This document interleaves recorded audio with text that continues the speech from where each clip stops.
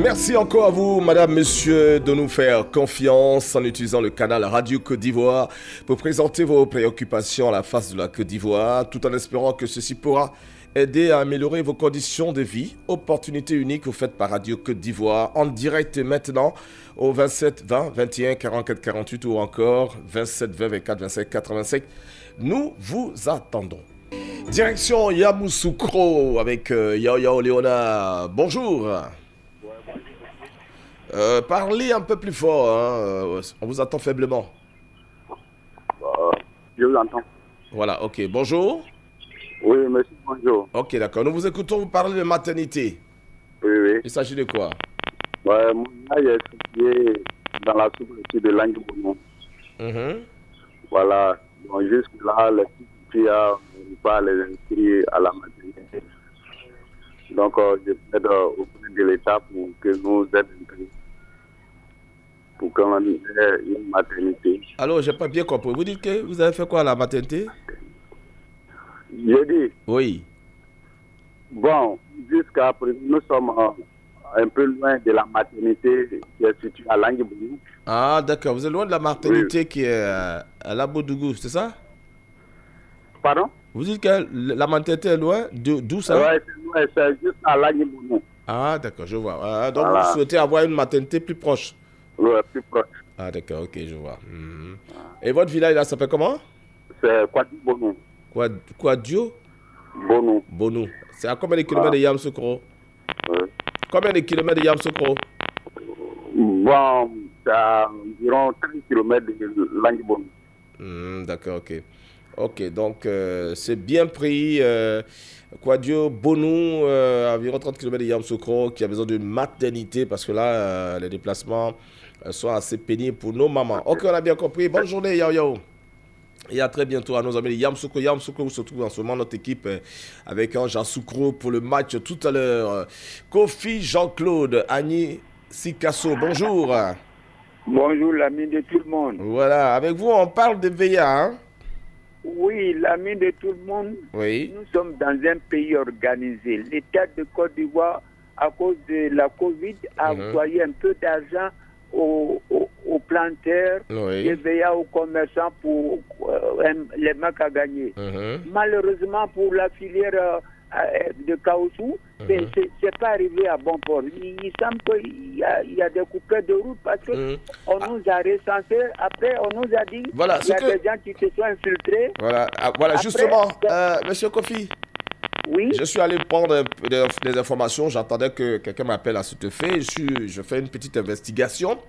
Il savait que l'État a donné, je crois, 2 milliards, un peu plus, hein, pour la répartition entre les producteurs de cette filière. Voilà, donc, justement, dans le recensement de ces producteurs-là, il y a eu beaucoup d'anomalies. Il y a des gens qui ne sont pas producteurs, qui se sont retrouvés là. Producteur, ce n'est pas celui qui a un champ, mais c'est celui dont le champ produit déjà. Voilà, donc il y a eu amalgame. Il y a des gens qui ont des champs qui ne sont pas encore à terme, qui ne produisent rien, qui se sont retrouvés sur la liste. Donc finalement, vous étiez près de 6000 personnes. Il fallait répartir cette somme-là. Chacun allait se retrouver avec environ 23 000. Et la direction, les responsables ont décidé que cet argent-là sert plutôt à la communauté, c'est-à-dire faire des œuvres qui vont permettre à la communauté d'avancer, plutôt que de donner à chacun 23 000, et puis en plus que le recensement n'était pas fiable. Donc c'est ce qui a causé, et c'est ce qui cause en ce moment ce problème-là jusque-là. Voilà ce que j'ai eu comme information des responsables de la filière. Alors, vous voyez que c'est un peu difficile, hein? L'ami des jeunes, quand c'est comme ça, vous savez, vous êtes là. Quand on ne communique pas, c'est plus que la peste. Qu'on nous dise que c'est comme ça, c'est comme ça. Maintenant, on ne nous dit rien, on est sourd. C'est ça qui fait le problème. Oui, évidemment. Et là, je suis d'accord avec vous. Ils n'ont vraiment pas communiqué. Il a fallu que vous vous en plaigniez à tout moment pour que je puisse y aller. Et c'est là qu'on me donne toutes ces informations. Je posais pas mal de questions, hein.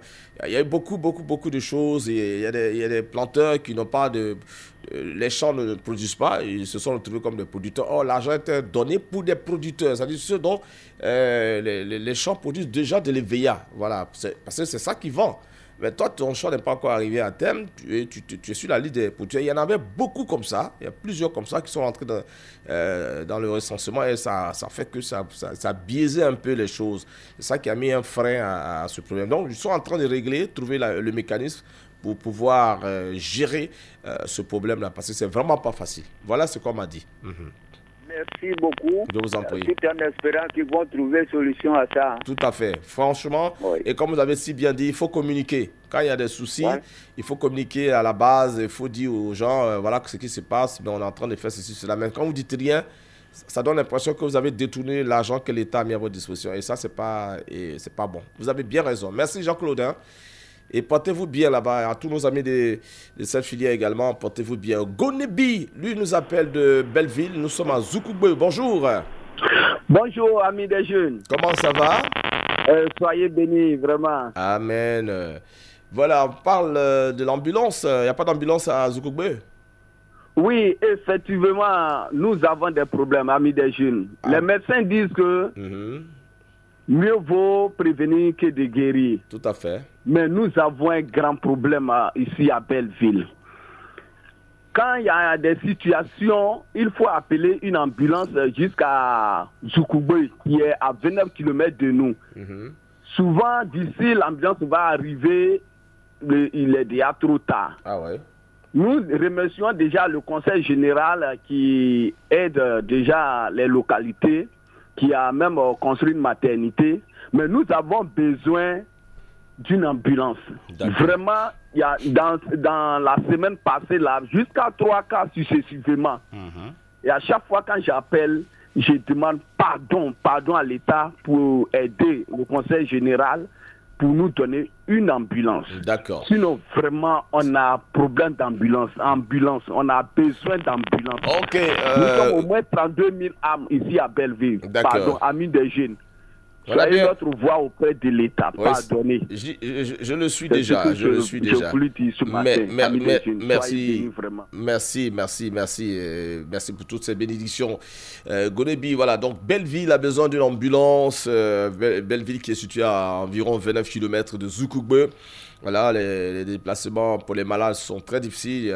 D'après ce qu'il nous dit, il y a eu 3 cas assez difficiles à gérer. Donc, il serait vraiment intéressant, voire même primordial qu'il y ait maintenant une ambulance. Le conseil régional a été remercié, mais ce n'est pas assez. Il faut offrir une ambulance à Belleville pour nos amis de la région de Zoukougbe. Voilà, merci beaucoup. On va aller à Issia avec notre cher ami Bomisso Mathieu. Bomisso Mathieu, bonjour. Appelle le numéro de téléphone pour nous dire ce qui ne marche pas là-bas dans vos différentes localités. On parle de développement, on parle de problèmes de société. 27 20 21 44 48 27 20 24 25 87. C'est à vous de nous donner un contenu à cette émission, à cette rubrique de la grande matinale.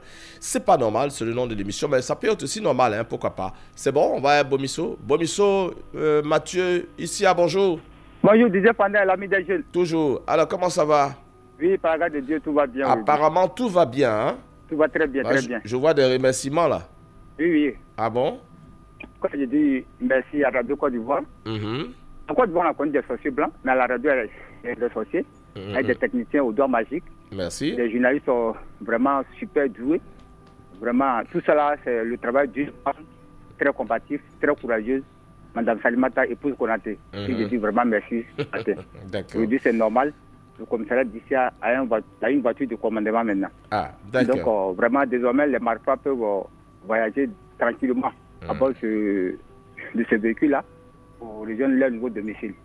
D'accord. Donc, vraiment, il dit merci à Radio Côte d'Ivoire et que vraiment, cette radio-là, qui est la mère des radios, vraiment, que Dieu bénisse tous ceux qui travaillent à la radio. Que Dieu bénisse la Côte d'Ivoire. Merci. Merci beaucoup pour toutes ces bénédictions et pour ces mots assez gratifiants. Mais aussi, il faut reconnaître que tout le travail là, est fait plutôt par aussi le gouvernement qui donne les moyens pour que l'État se porte bien. Alors donc, si vous avez une voiture de commandement, en disant merci à Radio Côte d'Ivoire, il faut dire aussi merci au gouvernement, au président Alassane Ouattara et à son équipe qui font des mains et des pieds pour que les choses marchent dans ce pays. Vous savez d'où on vient. On est quitté très loin. Alors donc, petit à petit, les choses vont se faire comme l'oiseau qui fait son nid. Et je me rassure chaque jour. Merci beaucoup, cher ami. On va aller à Boaké, Belleville, avec Yao Kouassi. Bonjour. Bonjour, monsieur. Alors, vous évoquez l'insécurité avec les motos. Oui. Allez-y. Vraiment, à Boaké, précisément, toute la ville même de Boaké, tout le quartier de Boaké, vraiment, on a des problèmes concernant les motos. Ah oui? Oui, les motos nous fatiguent énormément. Nous tous, nous avons des motos, mais les jours les jeudis. Les mariages de Djoula. Le mariage, vraiment. Comme dirait l'autre.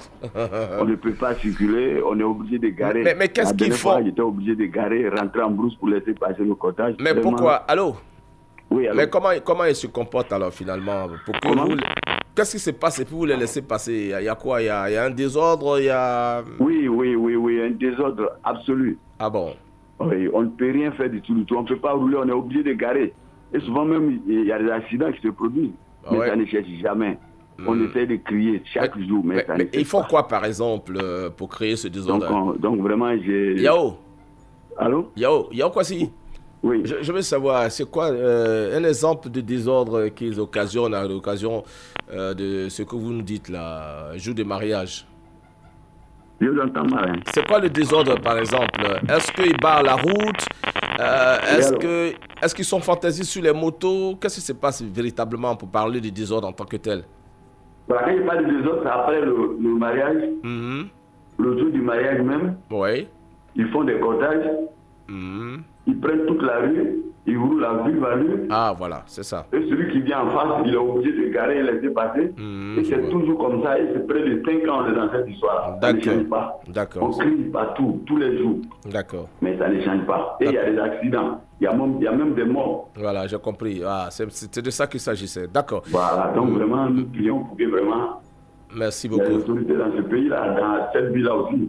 Oui, évidemment. Parler à nos frères là, ils puissent au moins changer. Évidemment. Et on va corser la sensibilisation. Nous, on le fait déjà avec le générique de C'est pas normal, hein, quand le monsieur dit moto. C'est tout ça dans le cadre de cette sensibilisation-là, justement. Mais c'est jamais assez. On va essayer d'en faire un peu plus dans tous les cas. Merci, Yao. Et nos amis de Boaké, soyez prudents. Hein, les jours de mariage, ce n'est pas la fin du monde. Hein. Ne roulez pas vive-à-lu, portez vos casques. Et puis bon, respectez aussi le feu tricolore, respectez les gens qui viennent en face de vous. C'est pas parce que c'est un jour de mariage que voilà, vous avez tout le monopole. Non, pas du tout. Hein. La voix ne vous appartient pas. Vous avez une voix. Vous la suivez tranquillement dans l'ordre. Je pense que ça va mettre les gens au même niveau. En tout cas, n'oubliez pas hein, que voilà, lorsque vous êtes à l'aise, faites en sorte que les autres aussi soient à l'aise. Ne pensez pas à vous seulement. Voilà, merci. Olivier Maëzan de Panayo. Bonjour. Oui. Ah, bonjour. Panayo, c'est à Bondoukou. Oui, c'est Bondoukou, la sous-préfecture de Bondo. D'accord. Et vous parlez de courant, de l'électricité, j'imagine. Oui. D'accord, allez-y. Oui, depuis 2020. Oui. Les gens ont venu planter les poteaux. Il reste seulement lotation, mais ça fait qu'on ne les voit plus. Quel genre? C'est Côte d'Ivoire Énergie? Oui. Ils ont planté les poteaux et ils ne sont pas revenus jusque-là. Il reste seulement lotation. Ah, c'est la tension seulement. C'est ça? Ouais, qui reste. Ah, mais depuis, on a nettoyé la route. Et ils ne sont pas encore venus placer ça? Et voilà. D'accord, ok, je vois. En tout cas, c'est pas normal. D'accord, ok, je vois. Voilà, donc les amis ont compris, c'est pas normal. Panayo, qui est à quelques kilomètres de Bondoukou. Vous avez placé les poteaux et tout ça. Il ne reste plus qu'à mettre la tension hein, pour que le courant soit dans tout le Panayo. En tout cas, c'est pas normal. Et jusque-là, il n'y a rien. 4 fois que vous nettoyez la route. D'accord. Ne vous fatiguez pas de nettoyer. Nettoyez seulement. Un jour, ils vont faire ça. Et ils ne vont pas tarder à le faire bientôt. Donc, nettoyez seulement. Merci, voilà. Aidez-nous. Mais il n'y a pas de souci, c'est ce que je fais. Allez, bonne journée, hein, Olivier Maazan. Et puis bon, à très bientôt. Alors, on va aller à Divo. Vous savez que la radio voyage beaucoup. Nous sommes à Divo maintenant avec Agodio Francis. Bonjour. Oui, allô? Agodio Francis, bonjour. Oui, bonjour, amis des jeunes. Vous êtes le fils ou bien le frère de M. Agodio? Bon, certainement qu'il vient de Lakota. Ah oui, d'accord, ok. Donc c'est la famille. Oui. D'accord. Alors, vous parlez de la route tronçon Dioko-Lilé, c'est ça? Oui, Dioko-Lilé. Il y a quel problème là-bas? Oui, vraiment, cette voie est très dégradée. Nous prions le conseil régional du Lot du Bois vraiment de nous venir en aide. D'accord. Et ce tronçon vraiment qui passe de Dioko-Lilé, passe par Célibois jusqu'à Satroko. Vraiment, ce tronçon est vraiment dégradé. D'accord. Ça fait vraiment très longtemps qu'elle a été réhabilitée. D'accord. Vraiment, nous prions le conseil régional du Lot du Bois de nous venir en aide. Ok, d'accord. On a bien compris. D'accord. Du coup, le message est clair. Il n'y a pas de commentaire. Merci. Merci beaucoup et bonne émission. Merci à vous, Agodio. Francis de Divo, bonne journée. Madame, monsieur, en tout cas, on vous dit encore merci de nous avoir fait confiance aujourd'hui, en nous confiant vos préoccupations. On espère que ce n'est pas tombé dans nos oreilles de sourds et que vous trouverez des solutions à la fin. Ou en tout cas, très bonne journée et à tout de suite.